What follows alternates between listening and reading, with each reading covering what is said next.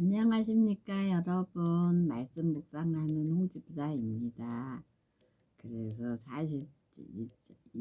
41장, 그래서 제사장 직분을 그 아론과 그와 함께한 그의 아들들에게 이제 그렇게 시키라, 기름을 부어서 위임하고 거룩하게 한다.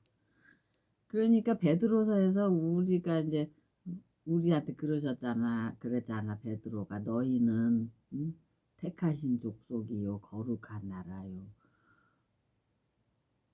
왕 같은 제사장이요 그의 소유된 백성이다. 그는 이제 하나님이시고 그래서 이제 거룩하게 된 거라고. 하나님의 소유가 됨으로써 우리가 거룩하게 된 거지. 말하자면 거룩하게 되어야 하나님 나라에 들어간다 그러잖아. 그러니까 거룩하게 되는 거는 정결하게 되는 거다. 그러니까 예수님의 피로 씻지 아니하면 정결할 그 사람 존재는 없어. 인간들 중에 의인은 없나니 하나도 없다 그러셨잖아. 그래서 이제 의인이라고 칭해 주셔야 되는데 그렇게 칭해 주시려면 예수님의 보혈로 씻는 수밖에 없다고. 그래야 거룩하게 되고 이제 예수님에게 속하게 되어서 하늘나라 저기가 되는 거, 백성이 되는 거지. 또 그들을 위하여 배라는 그거잖아. 뭐 아마인가? 아마도 있고 대마도 있고 뭐 무슨 마 종류 있잖아. 마바지. 배로 속바지를 만들어 허리에서부터 두 넓적다리까지 이르게 하여서 하체를 가리게 하라. 그러니까 하체를 가려야 돼. 왜냐하면 하체가 만약에 계단 올라가거나 뭐 그럴 때 응? 그거 보여봐. 만약에 같이 이렇게 예배 드리는 사람들한테 만약에 보여봐. 만약에 예를 들어서 현재도 만약에 목사님이 강단이 막 높은 강단이 있어서 그럼 거기 만약에 높은 강단 아니면 그냥 이제 가시는데 교회 예배 드리시러 설교하시러 가시는데 만약에 응? 바지가 뭐 엉덩이가 찢어졌다. 그러면 그 얼마나 저기 거룩하지. 좀 뭐라 그럴까? 아무튼 에티켓이 아니잖아. 응?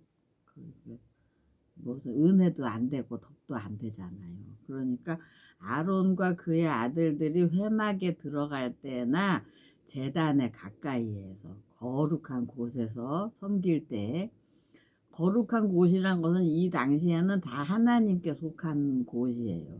하나님께서 구별하신 장소. 여기서 볼 때는 성막을 말씀하시는 것 같아요.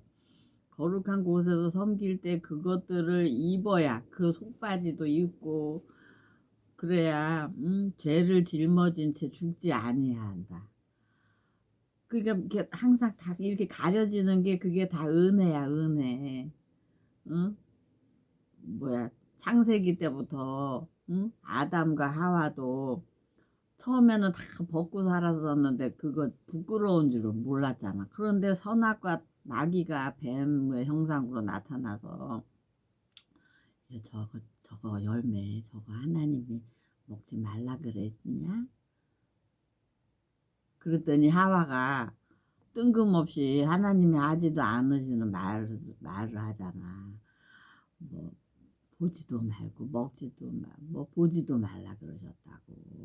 그러니까 마귀가 아유 그게 왜 그러냐면 저걸 먹으면 하나님같이 그렇게 되어서 눈이 막 밝아져서 선악을 다 구분할 수 있게 그렇게 되기 때문에 그런 거야. 저거 먹으면 하나님처럼 되니까 하나님이 못 먹게 하시는 거야. 이렇게 해서 거기 꼬드김에 넘어가서 하와가 자기도 먹고 남편한테도 아담한테도 주니까 아담이 또 넓적 받아 먹고 그때부터 자기네들이 벗은 것을 막 부끄럽게 생각했어. 그래서 그게 지금까지도 벗고 다니면 미친 사람 아니면 미친 사람이나 벗고 또 돌아다니지.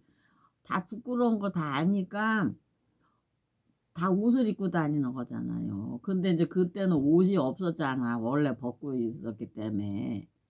네이키드 상태였기 때문에 누드지 말하자면. 누드는데 부끄러운지 몰랐었단 말이야 아담과 하와는.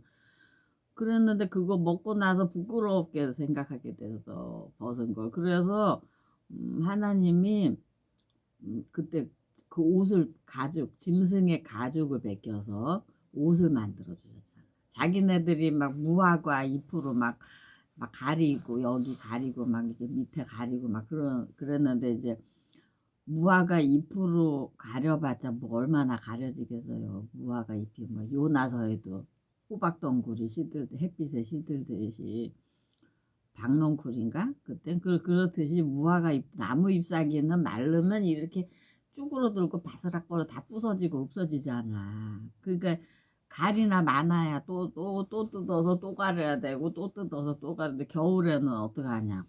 그때 겨울이 있었는지 모르겠지만 그러니까 하나님이 짐승의 가죽을 벗겨서 옷을 입혀주셨다. 인간에게. 아담과 하와에게. 그때서부터 옷이 생긴 거야. 옷이. 응? 옷이 그때 생긴 거예요. 아담과 하와 때부터. 그러니까 그때 짐승의 가죽이란 게 어떤 분은 뭐 뱀 가죽이다. 어? 어떤 분은 뭐 소가죽이다. 글쎄 제 생각에 저는 양가죽이었을 것 같아요. 양. 왜냐하면 거기 창세기에서 야곱이 자기 형 에서처럼 변장을 할 때, 응? 수량인지 뭐를 잡아가지고 그거 가죽을 벗겨서 엄마가 옷을 이렇게 해 입히잖아. 에서가 털이 많으니까 에서처럼 보이게 하려고 이런 데다 털을 막 붙여줬어. 양가죽으로.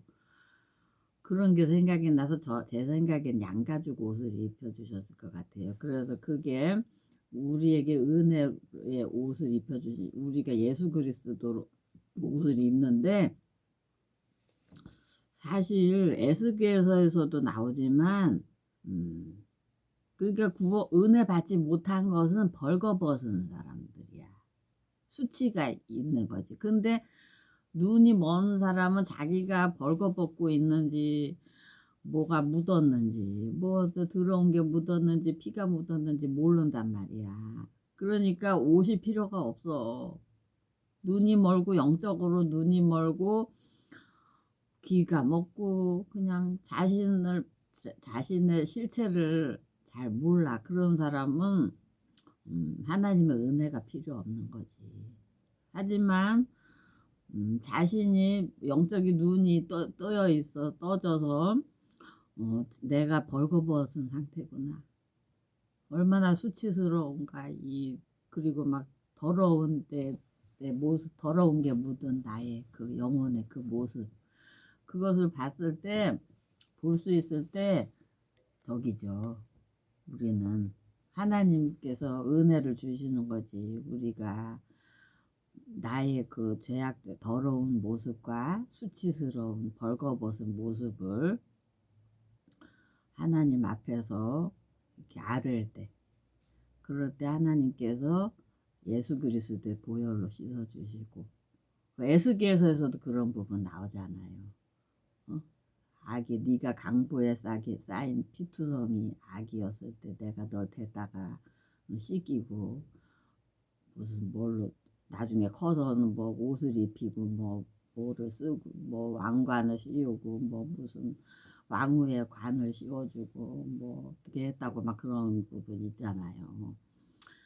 그런 게 생각나더라고. 그러니까 옷이란 것은 하나님의 은혜를 말씀하시는 것이고 하나님의 은혜와 사랑이 대표적인 게 예수 그리스도의 십자가 보혈이잖아요. 말씀이시고 그런 것 같아요. 그래서 우리는 그것을 입어야 죄를 짊어진 채 죽지 아니한다. 속옷까지도 그것도 다 은혜야. 영적인 어떤 수치를 가리는 은혜를 말씀하시는 거지. 물론 그 물질적인 것도 은혜고 영적인 옷도 은혜라고. 그러니까 예수님이시라고. 그와 그의 후손이 영원히 지킬 규례니라.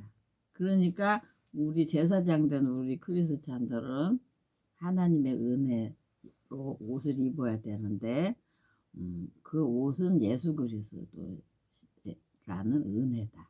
하나님의 가장 크신 우리에게 주신 가장 크신 선물이고 은혜이시다. 예수님께서. 그렇게 생각이 듭니다. 다음 시간에는 29장 제사장 직분 위임에 대해서 말씀 묵상 계속 해보도록 하겠습니다. 감사합니다.